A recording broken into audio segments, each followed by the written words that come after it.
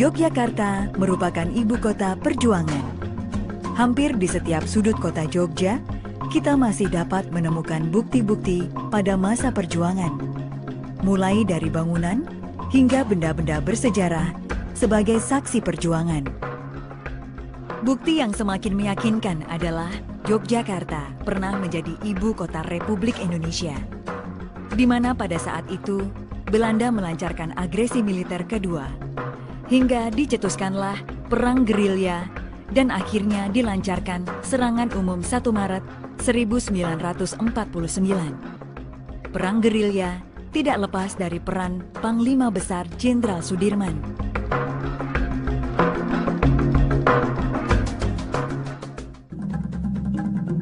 Jenderal Sudirman adalah tokoh kemerdekaan yang lahir pada tanggal 24 Januari 1916 di Bodas, Karangjati, Purbalingga, Jawa Tengah.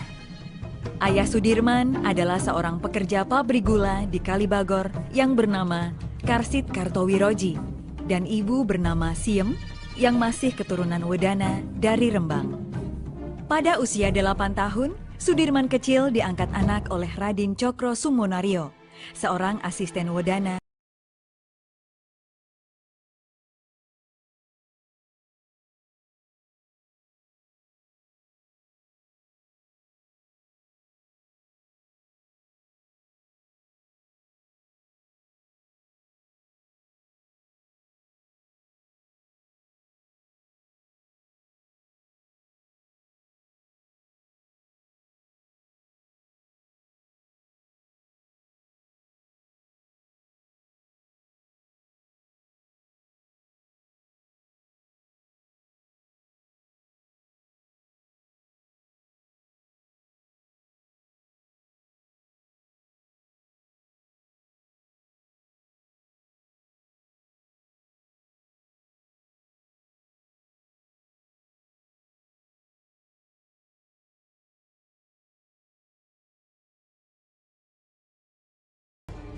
Saat menjadi anggota TKR, Sudirman berhasil merebut senjata pasukan Jepang dalam pertempuran di Banyumas, Jawa Tengah. Karena kepiawaiannya dalam bidang militer, Sudirman diangkat sebagai Panglima Divisi 5 TKR dengan pangkat kolonel. Perang besar pertama yang dipimpin Sudirman adalah perang melawan tentara Inggris dan Nika Belanda pada bulan November hingga Desember tahun 1945 yang dikenal dengan Pertempuran Palagan Ambarawa. Pertempuran berakhir dengan kemenangan.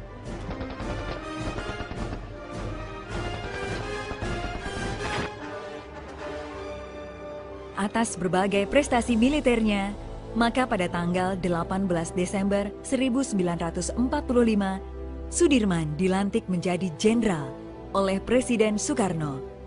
Seiring dengan perkembangan TKR menjadi TNI, Sudirman dilantik menjadi Panglima Besar bersama pucuk TNI lainnya di Gedung Agung Yogyakarta pada tanggal 28 Juni 1947.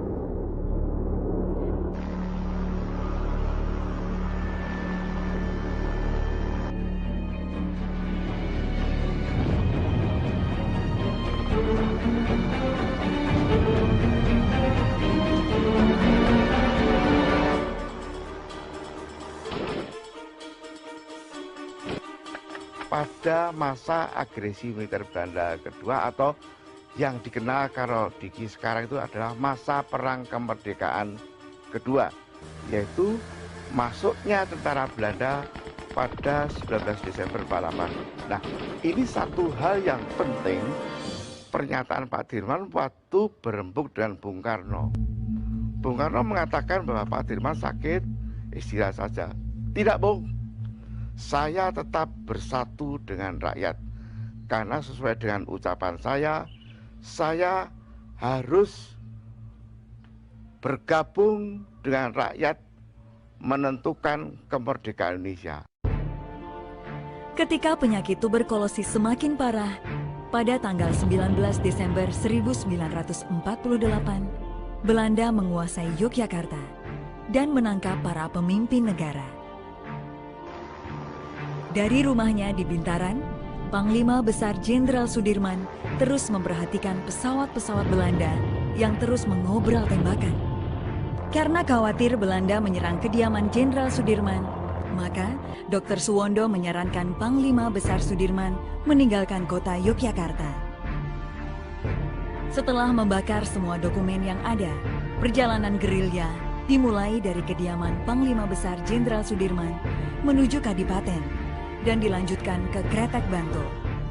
Begitu beliau mengatakan saya harus menentukan perang gerilya, otomatis harus bergerilya di wilayah pedesaan. Jadi pertama kali ke selatan, Kretek, lalu ke selatan lagi Jalan Parangtritis, Imogiri, baru naik. Karena sakit yang diderita, tidak memungkinkan sang jenderal berjalan kaki. Untuk tetap melanjutkan gerilya, Panglima Besar Jenderal Sudirman ditandu oleh para pengikut setianya. Setelah dari Imogiri, naik ke Panggang. Perjalanan dilanjutkan menuju Palihan Gunung Kidul dengan menggunakan dokar.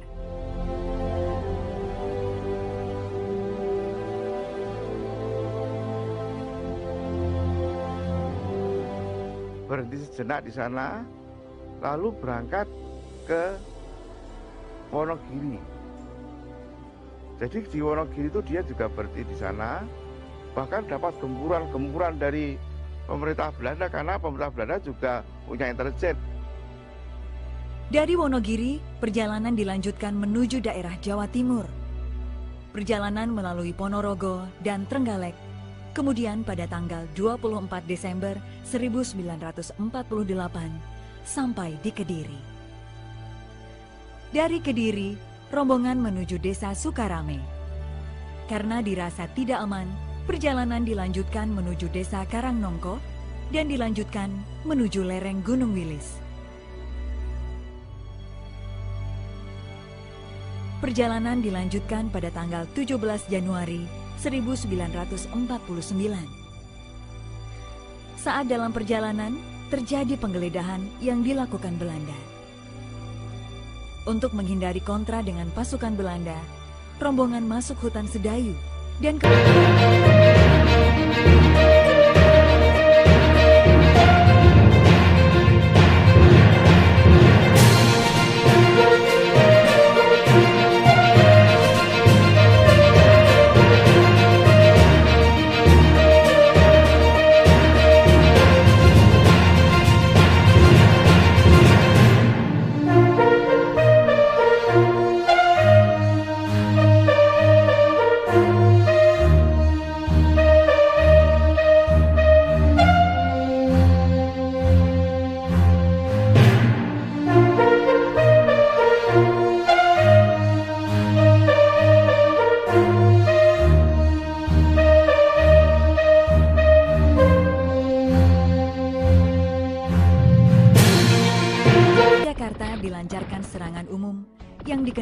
serangan umum 1 Maret pada tahun 1949.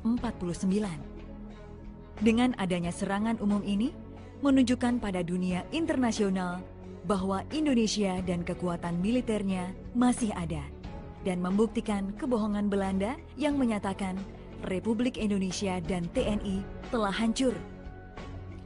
Hal ini pula yang menyebabkan terpojoknya Belanda dalam percaturan politik dunia, hingga terjadi perjanjian Roem-Royen 7 Mei 1949. Sementara itu, pasukan gerilya yang dipimpin Panglima Besar Jenderal Sudirman masih melanjutkan perjalanan hingga menemukan tempat yang dirasa aman, yaitu Dukuh Sobo, Desa Pakis, Kecamatan Nawangan, Kabupaten Pacitan. Pasukan Jenderal Sudirman menetap cukup lama di tempat ini, mulai April hingga 7 Juli 1949. Sebagai markas komando, digunakan rumah milik Karso Sumito. Dari rumah sederhana inilah, Panglima Besar Jenderal Sudirman bersosialisasi dengan masyarakat setempat. Di Desa Sobo inilah Pak Dirman betul-betul selalu bekerja sama dengan masyarakat pedesaan, karena dia mengatakan sudah sejak dulu saya tanpa masyarakat atau rakyat tidak akan bisa menumpas penjajah. Gerilya kita ini selalu bersendikan rakyat. Tanggal 29 Juni 1949, Yogyakarta telah kembali dan kondisi keamanan sudah kondusif. Presiden, wakil presiden, dan para pemimpin yang lain tiba di Bandara Maguwo dari pengasingan pada tanggal 6 Juli 1949. Saat itu, hanya Panglima Besar Jenderal Sudirman yang belum tiba di Yogyakarta. Jadi misi penjemputan yang pertama di Sobo itu, ada tokoh penting yang pada waktu itu menentukan, meyakinkan Pak Dirman untuk ke Jogja, ya, kembalikan ke ibu kota Republik. Itu adalah Bapak Rosyan Alwar, kemudian wartawan Menur, lalu juga Komandan Berpres 3 Letkol Soeharto. Di dalam satu pembicaraan, Pak Dirman selalu mengatakan, nanti dulu, saya tidak akan cepat-cepat menentukan langkah untuk masuk kota Jogja. Sebab Belanda itu sangat licik, dan akhirnya pada bulan Juni itu penjemputan dilakukan oleh Sultan Haris bersama stafnya waktu itu yang ada di Jogja untuk menjemput Pak Dirman. Sampai di kota Jogja, Panglima Besar Jenderal Sudirman langsung menuju Gedung Agung untuk bertemu dengan Presiden Soekarno dan Wakil Presiden Muhammad Hatta. Satu hal yang cukup penting pertemuan Pangsar Sudirman kembali ke Jogja dan menemui Bung Karno, satu statement beliau yang waktu itu jarang terungkap. Beliau selalu mengatakan, kita mulai hari ini tidak boleh dijajah lagi oleh bangsa lain. Jadi kita harus 100% merdeka dan berdaulat penuh.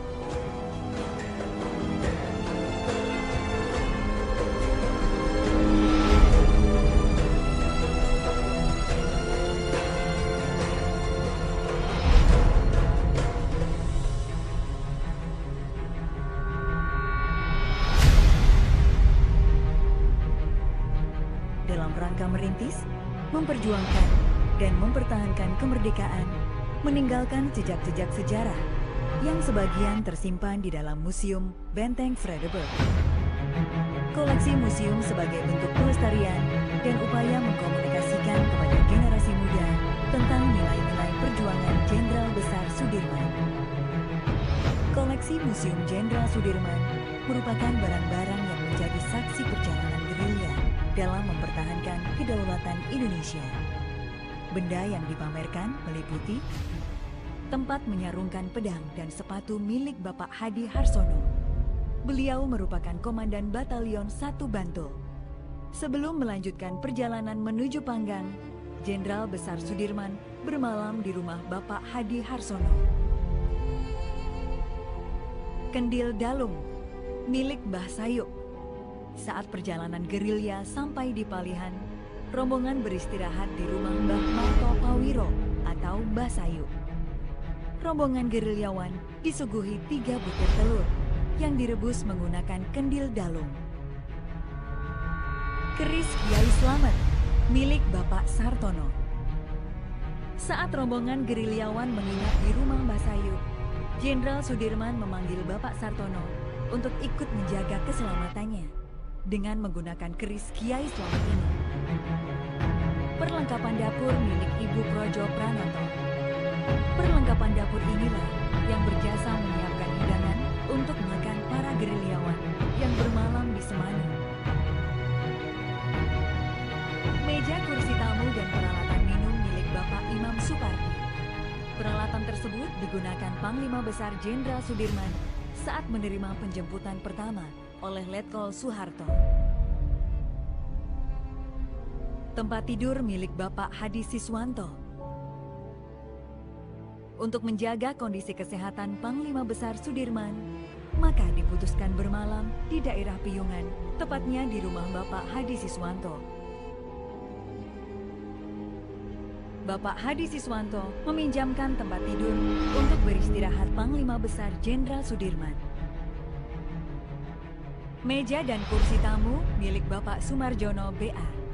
Sebelum masuk kota Yogyakarta, rombongan beristirahat di Piyungan, di rumah Bapak Sumarjono. Dengan menggunakan meja kursi inilah, Panglima Besar Jenderal Sudirman beristirahat sebelum bertolak ke kota Yogyakarta.